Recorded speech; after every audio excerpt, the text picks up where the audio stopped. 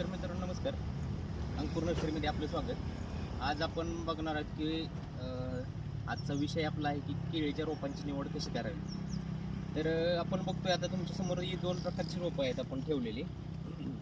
तर एक पूर्ण हिरवगार असं दिसतंय आणि हे जे आहे पूर्ण असं जरा थोडंसं पिवळत पडलेलं दिसतंय. तर ह्या दोन्हीतला काय डिफरन्स आहे किंवा लावताना शेतकऱ्यांचं काय कन्फ्युजन होतं की हे हिरवगार आहे, हे दिसायला चांगलं आहे असं म्हणून ही रोपं सिलेक्ट करतात आणि जरा थोडंसं पिवळच पडलंय हे जरा नको घ्यायला असं त्यांचं कन्फ्युजन होतं. तर ह्या दोन्ही डिफरन्स जे काय आहे की ह्यातलं दोन्हीतलं कुठलं रोप सिलेक्ट करावं आपण रोप लागवड करताना, केळीची लागवड चालू आहे. तर हे रोप आहे ते डायरेक्ट पॉलीहाऊस, पलीकडे आपलं पॉलीहाऊस आहे. तर त्या पॉलीहाऊसमधून डायरेक्ट बाहेर आपण हार्डनिंगसाठी काढलेले आहे. मग ह्याला पूर्ण जे आपण क्लायमॅटिक कंट्रोलमध्ये ठेवलेलं आहे की ह्याला जी लागणारं सगळे कंडिशन आहे, जसं की आपण म्हणतो की AC मध्ये आपण ठेवतो तशा